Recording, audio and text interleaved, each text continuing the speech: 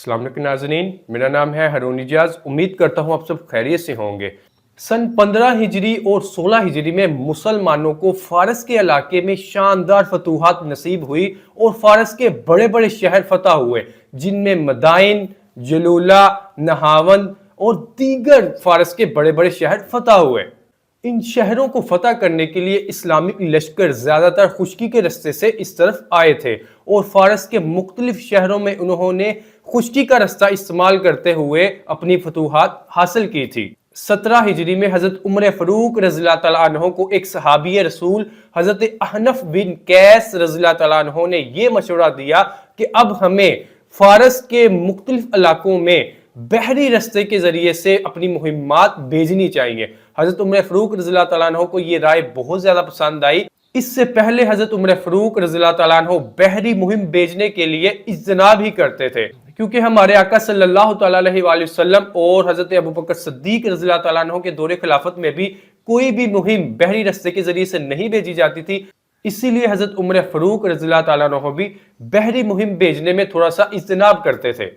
हजरत उमर फ़ारूक रज़ियल्लाहु तआला अन्हु को हजरत अहनफ बिन कैस रज़ियल्लाहु तआला अन्हु की ये राय बहुत ही पसंद आई और 17 हिजरी में हजरत उमर फ़ारूक रज़ियल्लाहु तआला अन्हु ने 7 लश्कर तैयार किए, सातों के अलहदा से सिपा सलार भी मुकर्रर किए और इन सातों को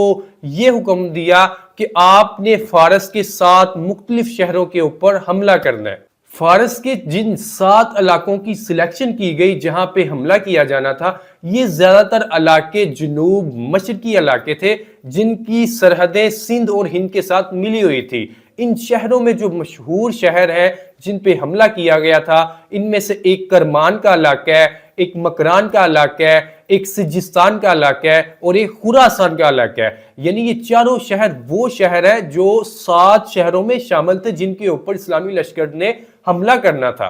इसी साल एक बहुत बड़े कहत का भी मुसलमानों को सामना करना पड़ा, जिसकी वजह से 17 हिजरी में इन मुहिम्मात को थोड़ी देर के लिए डिले कर दिया गया और तकरीबन 23 हिजरी में इन लश्करों को रवाना किया गया।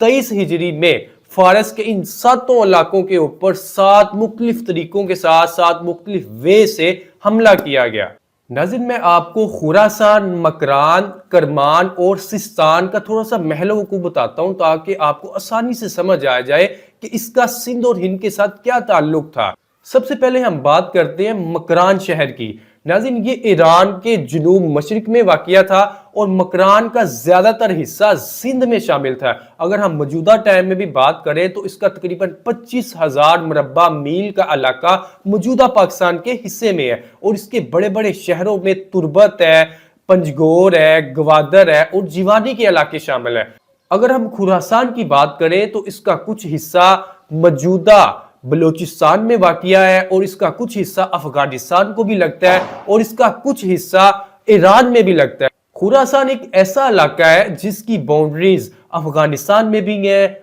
बलोचिस्तान में भी है। और नाज़रीन, अगर हम करमान की बात करें तो ये फारस का एक ऐसा शहर था, एक ऐसा इलाका था जिसके बिल्कुल करीब पाकिस्तान का इलाका बलोचिस्तान है। ये जो बलोचिस्तान है, ये बलोचिस्तान और करमान आपस में जुड़े हुए थे, जिसकी वजह से इसकी सरहदें हिंद और सिंध के साथ लगी हुई थी। अगर हम फारस के इलाके सिस्तान की बात करें, जिसको सिजिस्तान भी कहा जाता है, तो नाज़रीन इसकी सरहदें भी हिंद और सिंध के साथ किसी न किसी तरीके से मिली हुई थी। 23 हिजरी में जो 7 लश्कर रवाना किए गए थे, उन 7 लश्करों में से 4 लश्कर वो भी थे जिन्होंने सिजिस्तान को फतह किया, खुरासान को फतह किया, करमान को फतह किया और मकरान को फतह किया।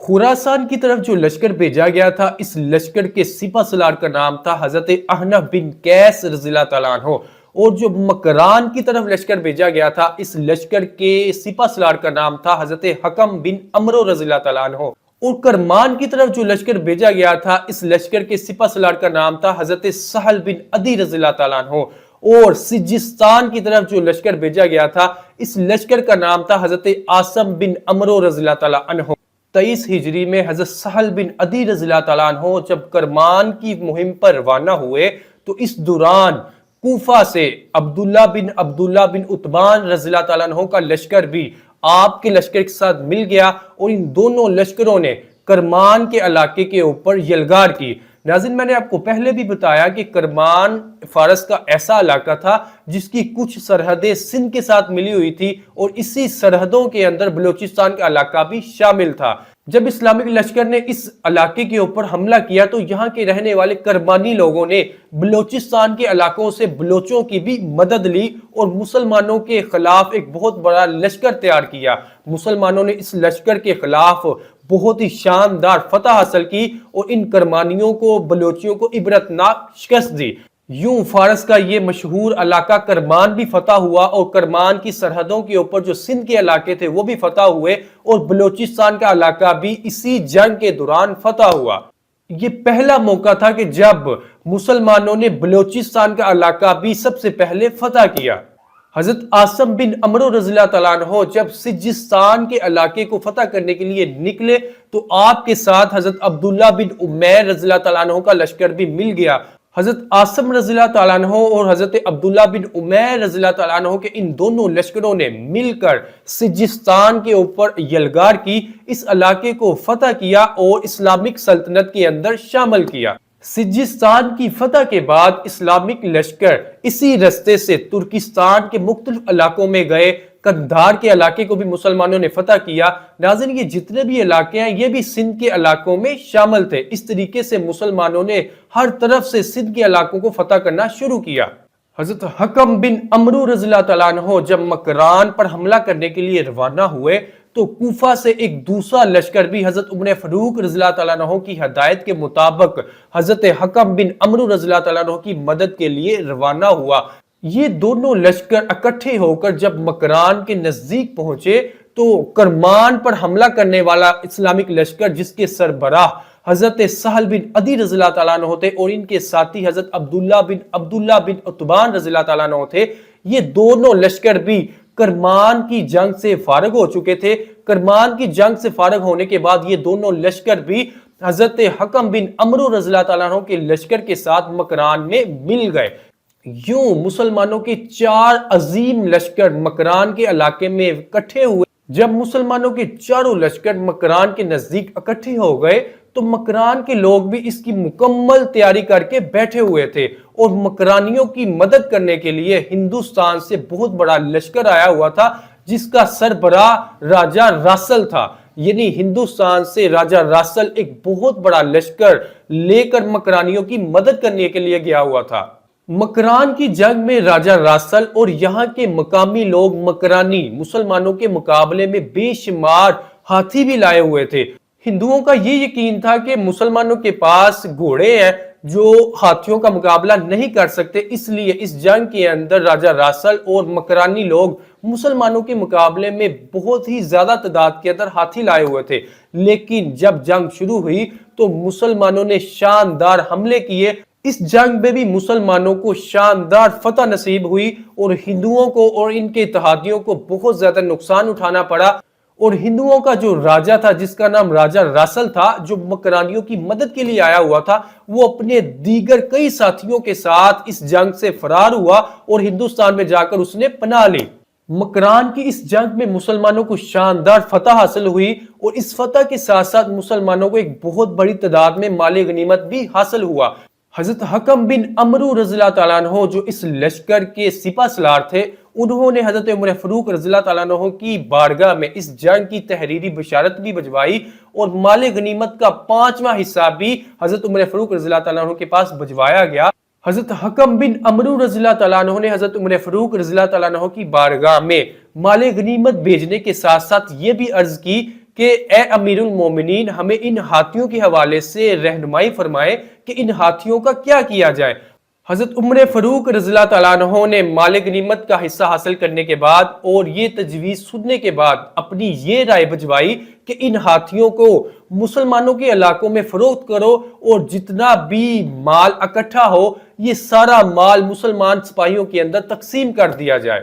حضرت عمر فاروق رضی اللہ تعالیٰ عنہ کے پاس اس جنگ کی جو بندہ بشارت لے کر گیا تھا اس کا نام حضرت سہار عبدی رحمۃ اللہ علیہ تھا۔ جب حضرت سہار عبدی حضرت عمر فاروق رضی اللہ تعالیٰ عنہ کے پاس گئے तो हजरत उमर फारूक रज़ी अल्लाह तआला अन्हु ने इनसे जंग की मुकम्मल इंफॉर्मेशन हासिल की और इस इलाके के मुतल्लिक भी मजीद इंफॉर्मेशन इकट्ठी की। हजरत सहार अब्दी ने मकरान के हवाले से मुकम्मल इंफॉर्मेशन हजरत उमर फारूक रज़ी अल्लाह तआला अन्हु को प्रोवाइड कर दी। जब हजरत उमर फारूक रज़ी अल्लाह तआला अन्हु ने मकरान के हवाले से इसकी जो महल वकू था, यहाँ पे जो मौसम था, यहाँ का जो इलाका था, इसके बारे में सुना, तो आपने एक तहरीरी पैगाम हजरत हकम बिन अमरू रज़ी अल्लाह तआला अन्हु और हजरत सहल बिन अदी रज़ी अल्लाह तआला अन्हु के नाम लिखवाया और इसके अंदर ये लिखा कि आपको जब तक मैं हुक्म नहीं देता आपने मकरान के इसी इलाके में रहना है और मजीद हिंद के इलाकों की तरफ पेशरफ्त नहीं करनी। जब तक मैं आपको हुक्म नहीं देता आप तब तक यहां पर इंतजार करें। नाज़रीन, जब मकरान फतह हो गया, करमान फतह हो गया, सिजिस्तान फतह हो गया, खुरासान फतह हो गया, तो इस्लामिक लश्कर का जो एक जुनून था, एक जो हौसला था, जो जज्बात थे, वो बहुत ही ज्यादा बुलंद हो गए हुए थे और इस्लामिक लश्कर वाले चाहते थे कि अब हम मजीद हिंदुस्तान के इलाकों के अंदर अपनी यलगार जारी रखें। लेकिन हजरत उमर फारूक रज़ी अल्लाह तआला अन्हु ने इस्लामिक लश्कर को मजीद पेशकदमी करने से मना कर दिया हुआ था और इनको ये हुक्म दिया था कि जब तक मेरी तरफ से हुक्म नहीं आता आप किसी इलाके के अंदर क़याम करो। हजरत हकम बिन अमरू रज़ी अल्लाह तआला अन्हु जो इस लश्कर के सिपहसालार थे, उन्होंने अपने जज्बात का ख्याल कुछ अशार में किया जिसका तर्जुमा आपके सामने पेश करता हूँ। ये कोई फख्र की बात नहीं है कि मकरान से आए हुए माल गनीमत से बेवाएं शिकम सेर हुई। ये माल गनीमत ऐसे हाल में आया कि सख्त भूख और तकलीफ थी और घरों में आग जलने की वजह से मौसम सरमा धुएं से खाली था। इसलिए मेरे इस कारनामा को ना मेरी फौज बुरा मानती है और ना ही मेरी तलवार और ना ही मेरा नेजा इसकी बुराई करता है। वो सुबह याद रहेगी जबकि मैं फौजी दस्तों को सिंध के दूर और नजदीक इलाकों में लिए जा रहा था और दरियाए सिंध हमारे मकसद की कामयाबी के लिए पूरी मुस्तैदी के साथ हमारा मतियो फरमा बरदार रहा। अगर अमीरुल मोमिनीन हजरत उमर फारूक रज़ी अल्लाह तआला अन्हु आगे बढ़ने से ना रोकते तो हम अपनी फौज को ज़नाकार औरतों के बुत खाना तक पहुंचा देते। नाज़रीन, ये उन अशार का तर्जमा है जो मकरान के इस्लामिक लश्कर के सिपा सलार हजरत हकम बिन अमरू रज़ी अल्लाह तआला अन्हु ने कहे थे। सन 23 हिजरी में हजरत उमर फारूक रज़ी अल्लाह तआला अन्हु की तरफ से भेजे गए ये सातों लश्कर कामयाब हो जाते हैं और मुसलमानों को शानदार फतूहात नसीब होती हैं और मुसलमान फारस, सिंध, बलोचिस्तान के जितने भी इलाके थे उनको शानदार तरीके से फतह करते हैं, यहाँ पे इस्लामिक हुकूमत कायम करते हैं। लेकिन इसी साल 23 हिजरी में हमारे अमीरुल मोमिनीन हजरत उमर फारूक रज़ी अल्लाह तआला अन्हु की शहादत हो जाती है। अबू लोलो फरोज नामी एक फारसी मजूसी शख्स हमारे अमीरुल मोमिनीन हजरत उमर फारूक रज़ी अल्लाह तआला अन्हु को नमाज की हालत में जख्मी कर देता है। इन्हीं जख्मों की वजह से हमारे अमीरुल मोमिनीन हजरत उमर फारूक रज़ी अल्लाह तआला अन्हु 23 हिजरी के आखिर में शहादत के मनसब पे फायज हो जाते हैं। फारस के ये जितने भी इलाके थे जिनमें हिंद के इलाके भी शामिल थे, सिंध के इलाके भी शामिल थे, बलोचिस्तान, खुरासान, सिजिस्तान, करमान के इलाके शामिल थे, यहाँ पे बगावतें फूटना शुरू हो जाती हैं और यहाँ के जो राजे और महाराजे थे वो मुसलमानों के खिलाफ दोबारा से प्लानिंग करना शुरू कर देते हैं और मुसलमानों के खिलाफ एक बहुत बड़ी जंगी कार्रवाइयां शुरू कर देते हैं। करमान, मकरान, सिजिस्तान, खुरासान, बलोचिस्तान और दीगर जितने भी इलाके मुसलमानों ने फतह किए थे, हजरत उमर फारूक रज़ी अल्लाह तआला अन्हु की शहादत के बाद यहाँ पे हालात बद से बदतर होते जाते हैं और यहाँ के जो मकामी लोग थे, जो राजे और महाराजे थे, वो मुसलमानों के खिलाफ बगावत कर देते हैं और जितने भी अहदो पैमा हुए थे ये सारे के सारे अहदो पैमा ये हिंदू लोग तोड़ देते हैं। हजरत उमर फारूक रज़ी अल्लाह तआला अन्हु की शहादत के बाद हजरत उस्मान गनी रज़ी अल्लाह तआला अन्हु खिलाफत के मनसब पर फायज होते हैं और आपकी खिलाफत के दौरान इन इलाकों में जो कार्रवाइयाँ की गई थी, फिर आपकी शहादत के बाद हजरत अली रज़ी अल्लाह तआला अन्हु के दौरे खिलाफत में इन इलाकों को किस तरीके से फतह किया गया था, इंशाअल्लाह अपने नेक्स्ट एपिसोड को यहाँ से ही स्टार्ट करेंगे और आपको बताऊंगा कि हजरत उस्मान गनी रज़ी अल्लाह तआला अन्हु और हजरत